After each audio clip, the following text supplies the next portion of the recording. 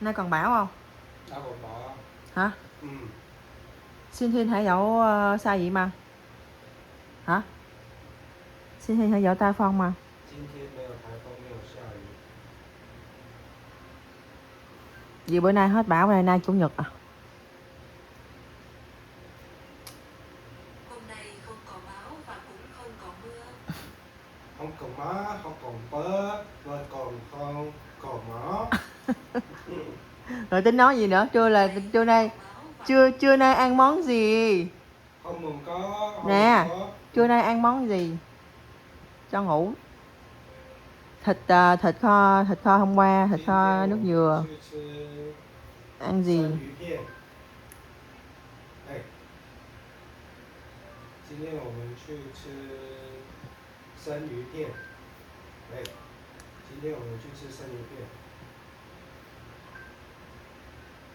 Hôm nay chúng ta sẽ ăn sashimi. Trong han sẽ ai sashimi. Trong han sẽ ai sashimi.